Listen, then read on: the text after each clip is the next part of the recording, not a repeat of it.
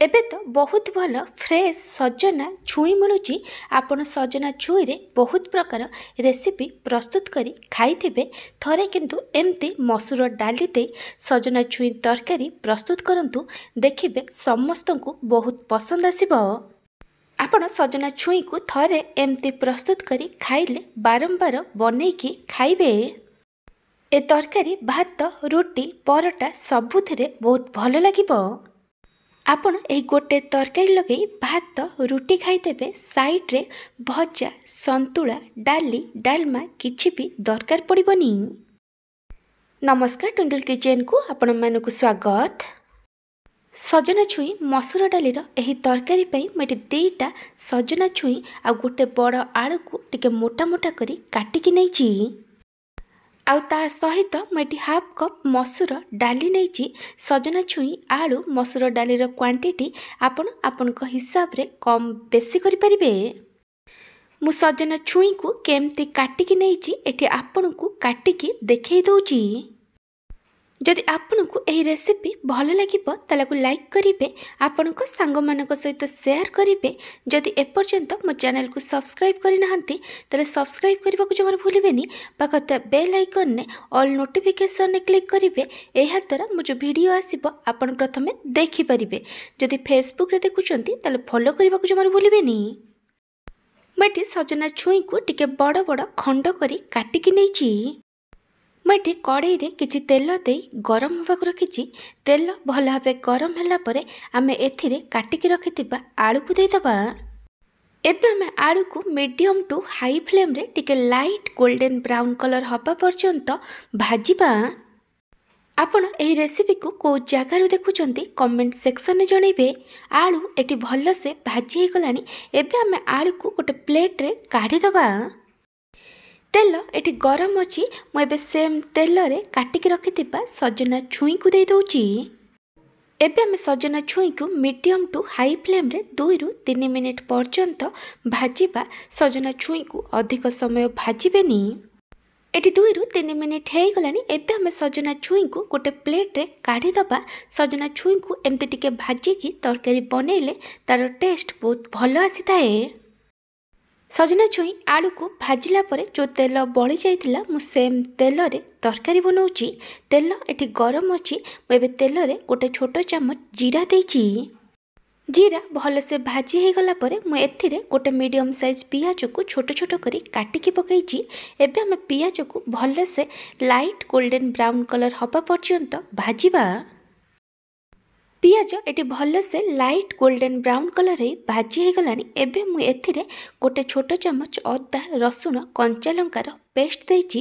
ଏବେ ଆମେ ସବୁକୁ ଭଲ ଭାବେ ମିକ୍ସ କରି ଆକୁ କଷିବା, ଯେମିତି ଅଦା, ରସୁଣ, କଞ୍ଚା ଲଙ୍କା ବଟାର କଞ୍ଚା ବାସ୍ନା ପଳେଇବ। ଏଠି ଅଦା, ରସୁଣ, କଞ୍ଚା ଲଙ୍କା ବଟାର କଞ୍ଚା ବାସ୍ନା ପଳେଇଲାଣି। ଏବେ ଆମେ ଗ୍ୟାସ୍ର ଫ୍ଲେମ୍କୁ ଲୋ କରିଦେବା ଆଉ ଏଥିରେ କିଛି ଗୁଣ୍ଡ ମସଲା ପକାଇବା। ଗୁଣ୍ଡ ମସଲାରେ ମୁଁ ଏଠି ପକାଇଛି 1/3 ଟେବୁଲ୍ ସ୍ପୁନ୍ ହଳଦୀ ଗୁଣ୍ଡ, ଗୋଟେ ଛୋଟ ଚାମଚ ଜିରା ଧନିଆ ଗୁଣ୍ଡ, ଗୋଟେ ଛୋଟ ଚାମଚ ଚିକେନ୍ ମସଲା ଆଉ ଲଙ୍କା ଗୁଣ୍ଡ ଦେଇଛି। ଚିକେନ୍ ମସଲା ଜାଗାରେ ଆପଣ କିଛି ବି ସବଜି ମସଲା ପକାଇ ପାରିବେ। ଆପଣଙ୍କୁ ଯେତିକି ରାଗ ଦରକାର ସେ ଅନୁସାରେ ଲଙ୍କା ଗୁଣ୍ଡ ନେବେ। ଏବେ ଆମେ ଏଥିରେ 3ରୁ 4 ଛୋଟ ଚାମଚ ପାଣି ଦେଇ ମସଲାକୁ କଷିବା, ଯେମିତି ଗୁଣ୍ଡ ମସଲାର କଞ୍ଚା ବାସ୍ନା ପଳେଇବ ଆଉ ମସଲାରୁ ତେଲ ଛାଡ଼ିବା ଆରମ୍ଭ କରିବ। ମସଲା ଏଠି ଭଲସେ କଷି ହେଇଗଲାଣି। ଏଠି ମସଲାର କଞ୍ଚା ବାସ୍ନା ପଳେଇଛି। ଏବେ ଆମେ ଏଥିରେ ଟମାଟୋ ଦେବା। ମୁଁ ଏଠି ଗୋଟେ ବଡ଼ ଟମାଟୋକୁ ଛୋଟ ଛୋଟ କରି କାଟିକି ପକାଇଛି। ଏବେ ଆମେ ସବୁକୁ ଭଲ ଭାବେ ମିକ୍ସ କରି ଆମେ ଆକୁ 2ରୁ 3 ମିନିଟ୍ ପର୍ଯ୍ୟନ୍ତ କୁକ୍ କରିବା, ଯେମିତି ଟମାଟୋ ଭଲ ଭାବେ ସିଝିଯିବ। ଟମାଟୋ ଏଠି ଭଲସେ ସିଝିଗଲାଣି। ଏବେ ଆମେ ଏଥିରେ ମସୁର ଡାଲି ଦେବା। ମୁଁ ଏଠି ମସୁର ଡାଲିକୁ ଭଲସେ ଧୋଇକି ପାଣିରୁ ଛାଣିକି ଦେଇଦେଉଛି।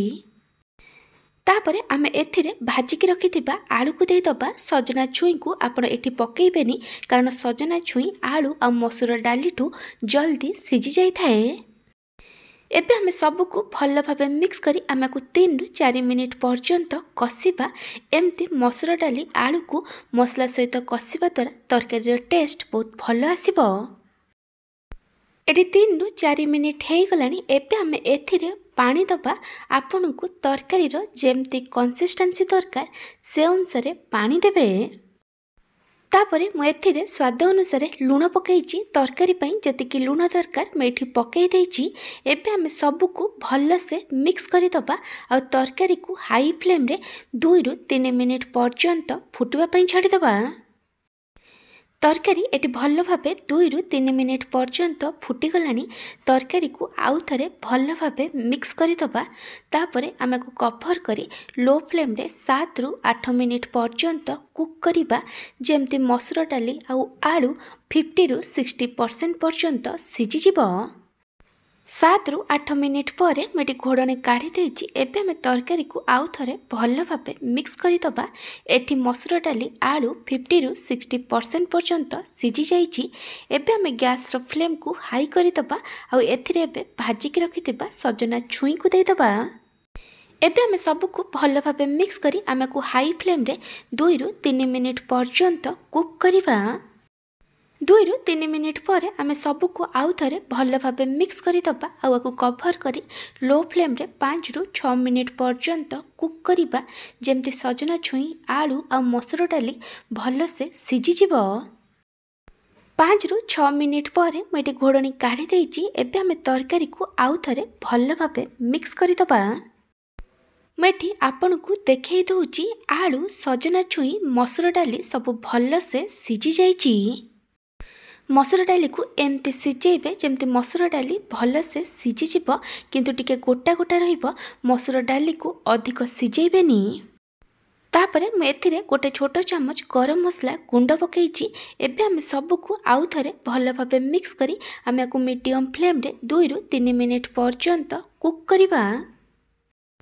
एटी 2 रु 3 मिनिट हे गलानी। एबे आमे तरकारी को आउ थरे भल भाबे मिक्स करी दबा आउ गैस बंद करी दबा। आपण चाहिले आ ऊपर किछि काटिकी धनिया पत्र पकई परिबे। मसूर डाली दिया सजना छुई आलू तरकारी एटी रेडी हो जाइची। मु तरकारी को टिके बहलिया रखिछि। मु रुटी सहित सर्व करी। आपण आकु भात सहित भी सर्व करि परिबे। ए तरकारी को बेसी पतला बनेबेनी टिके बहलिया रखिबे। एहा तर ए खाइबा पई भलो लागिबो। जदि आपन को ए मसूर डाली दिया सजना छुई आलू तरकारी रेसिपी भल लगी ताले को लाइक करिवे। आपण को सांग मानक सहित शेयर करिवे। जदि एपर्यंत मो चैनल को सब्सक्राइब करि नाहंती ताले सब्सक्राइब करबा को जमार भूलिबेनी। पाखर था बेल आइकन ने ऑल नोटिफिकेशन ने क्लिक करिवे। एहा द्वारा मो जो वीडियो आसीबो आपण प्रथमे देखि परिबे। जदि फेसबुक रे देखुचंती ताले फॉलो करबा को जमार भूलिबेनी। Thank you for watching.